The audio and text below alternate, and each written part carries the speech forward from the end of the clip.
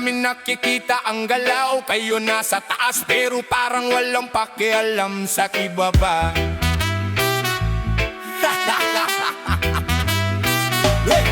Malaki sweldo, nasa opisina, naka-aircon, pero kamay nyo nasa kaban parang may sariling bahon. Kami ang nakatayo, pawis ang puhunan, araw-araw nagtatrabaho para lang may mabainan. Pero bakit ganon? Parang kami pa ang talo, habang kayo nakaupo, kapan pa ang ninanakaw. Makinig naman kayo, buksan nyo ang mata. Kami ang nasa ibaba pero kami ang gumagawa. Kayo na may sweldo, kayo pa kumukuha. Kami na nakatayo, kami pa ninanakawan pa. Makinig naman kayo, pakinggan ang sigaw. Hindi na tama ang sistema na namimita namin araw-araw. Kami ang lakas ng bayan, kami ang nagdurusa. Pero bakit kami pang nawawalan ng pondo sa kaban ng bansa?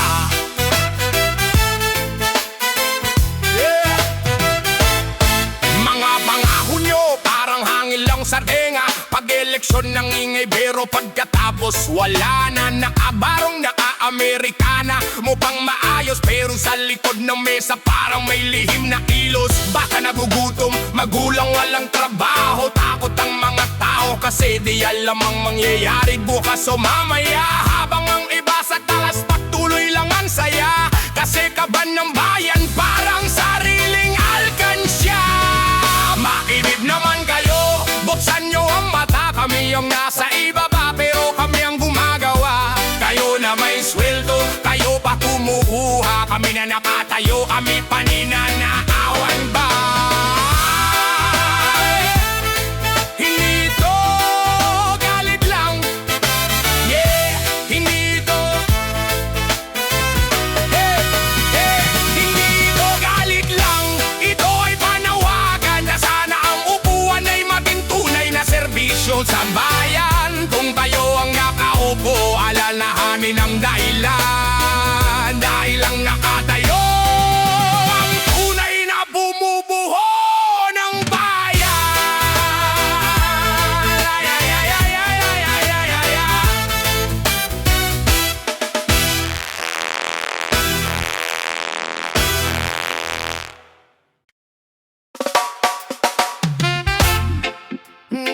Kahit anong pagsubok, hindi aatras, tuloy ang laman.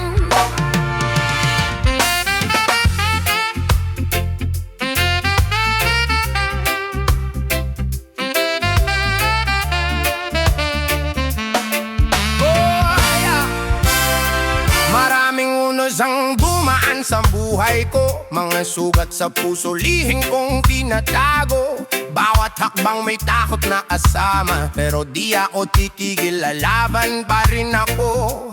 Kahit anong subok, ang iba to ng mundo, hindi ako yuyuko, hindi ako titigil dito.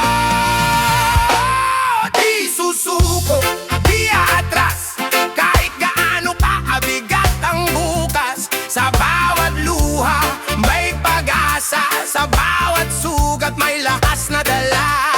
Di susuko, di bibitaw, hanggang abot ko ang aking pangarap. May mga araw na parang wala ng liwanag, parang lahat ng plano ay biglang nagkalamat. Pero sa puso ko may apoy na naglalagablab. Kahit madapa, babangon at lalakad. Kahit anong subog ang humarang sa daan, tatayo pa rin ako, harap sa laban. Di susuko, di atras, kahit gaano pa kabigat ang bukas. Sa bawat luha may pag-asa, sa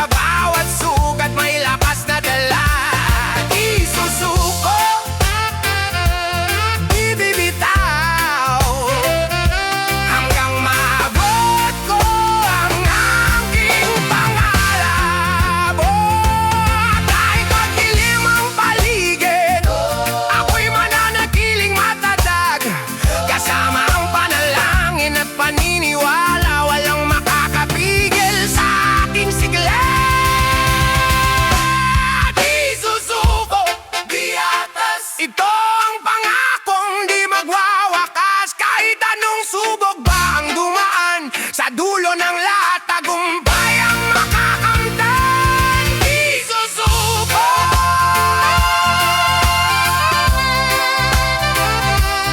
Di susuko. Ako'y lalaban hanggang sa dulo.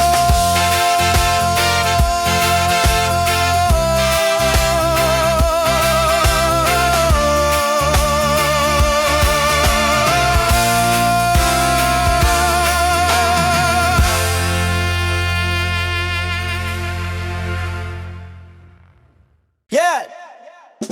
Saludo ako sa sundalo, tunay na bayani. Sa gitna ng putukan di umurong kahit saglit man lang sandali. Pero sa likod ng tapang may tanong sa isip ko, bakit may digmaan? Sino bang may gusto? Sa bawat bala na lumilipad, may pangarap na nawawala. Pamilyang naghihintay, puso nila'y nangangamba. Para saan ang laban? Para kanino ang gulo? Kapangyarihan ba o pera ang tunay na punot dulo? Mga lider na nasa taas, naguutos lang ng laban habang nasa baba. Buhay ang siyang tinataya at iniaalay sa bayan. Sabihin mo malakas ka, sige ikaw na ang hari. Pero yung buhay ng iba, kaya mo bang ibalik muli? Buwis na buhay, kapalit ng anong dahilan? Luwa ng pamilya, sino bang mananagot dyan? Pwede bang itigil, pwede bang huminto na? Digmaan ay wakasan bago pa huli ang lahat. Buhay, kapalit ng anong dahilan?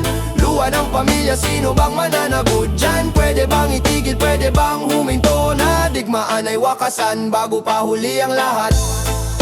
Isang ama na nawala, di na makikita ng anak.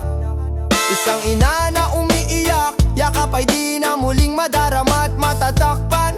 Liham na di na mababasa, pangakong di na matutupad.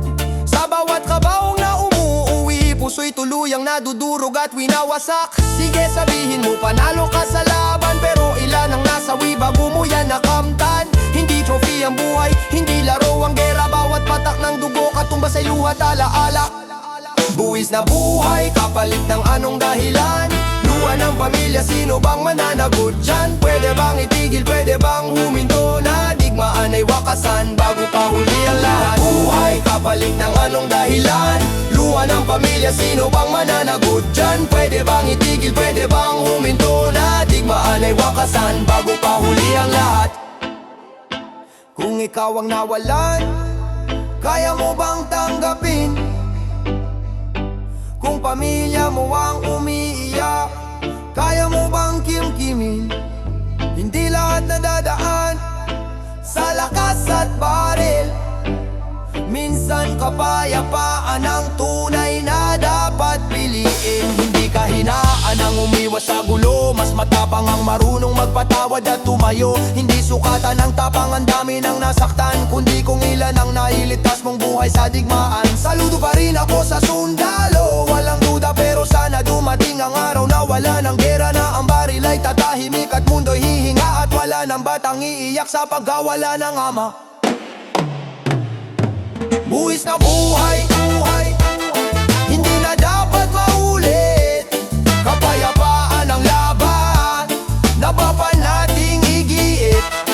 Kung may tunay na lakas, ipakita sa paraan na ang mundo'y kayang mabuhay ng walang digmaan.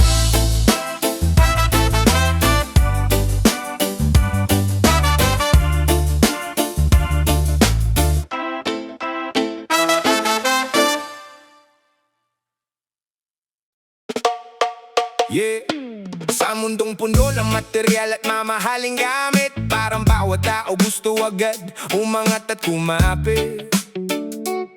Oh, yeah. Sa mundong puno ng material at mamahaling gamit, parang bawat tao gusto agad umangat at kumapit. Cellphone na bago, relo na kumikisla, pero pag respeto ang usapan, biglang hirap humarap. Nakatingin sa pera, parang yun na ang sukatan ng tunay na halaga ng bawat katauhan. Pero teka lang kapatid, pakinggan mo muna, hindi lahat na mayaman ay payapa ang mukha. May kotseng at bahay pero kulang sa dasal, nakalimutang magpasalamat sa biyayang banal. Habang may iba riyan, simpleng ulam sapat na basta buo ang pamilya at masaya sa mesa. Hindi masamang mangarap ng marangyang buhay, basta wag mong kalimutan sinong tunay na gabay. Dahil lahat ng hawak mo pwedeng mawala bigla, pero ang mabuting puso di kailanman mawawala. Magpasalamat sa biyayang dumarating, kahit maliit basta puso mo'y marunong tumingin. Ang material na bagay bonus lang sa buhay, hindi yan ang dahilan kung bakit ka nabubuhay. Kaya wag puro yabang at wag puro forma, dahil walang permanente dito sa mundo nating brada. Lahat ng meron ka bunga ng pagsisikap at grasya ng may kapal, kaya dapat magpasalamat. Alam ko hindi ako perpekto para magsalita, may mali rin akong ginawa noon sa kapwa, pero minsan lang tula mas madaling ibulalas kaysa damdaming matagal mo nang kinikimkim sa labas. Kaya isinulat ko to para sa bawat tao na nalulunod sa ingay nitong magulong mundo. Nakakala ang branded ang sukatan ng dangal, pero ugali mo pa rin ang tunay mong medal. Hindi mo madadala ang pera sa hukay, kahit gaano karami pag oras mo'y sablay. Kaya habang may panahon niya kaapin ang pamilya, dahil sila ang tunay na kayaman ng kasama. Hindi masamang bumili ng gusto mong bagay kung pinaghirapan mo at dugo mo ang alay, pero sana sa bawat tagumpay mong nakikita matuto kang lumingon sa pinanggalingan mo dati. Magpasalamat sa biyayang dumarating, kahit maliit basta puso mo'y marunong tumingin. Ang material na bagay bonus lang sa buhay, hindi yan ang dahilan kung bakit ka nabubuhay. Kaya wag puro yabang at wag puro forma, dahil walang permanente dito sa mundo natin brada. Lahat ng meron ka bunga ng pagsisikap at grasya ng may kapal, kaya dapat magpasalamat. Kapag dumating ang araw na wala ka ng pera, sino ba ang matitira? Sino ba ang kasama? Hindi lahat ng kumakapit totoo ang intensyon, minsan nasa simpleng tao ang tunay na koneksyon. Kaya habang humihinga at may lakas pang taglay, matutong pahalagahan ang simpleng kulay ng buhay. Dahil ang tunay na yaman hindi nasusukat sa ginto, kundi sa pusong marunong tumulong sa kapwa-tao. Sa mundong puno ng bagay na kumikinang, mas pipiliin kong maging taong may dangal. Kahit hindi mayaman basta marunong tumanaw ng utang na loob sa bawat biyayang natatanaw. At kung may makarinig man itong tulang ginawa, sana kahit paano may aral kang makuha, na ang material na bagay lilipas din kusa, pero ang mabuting puso habang buhay nakasama. Magpasalamat habang may pagkakataon pa.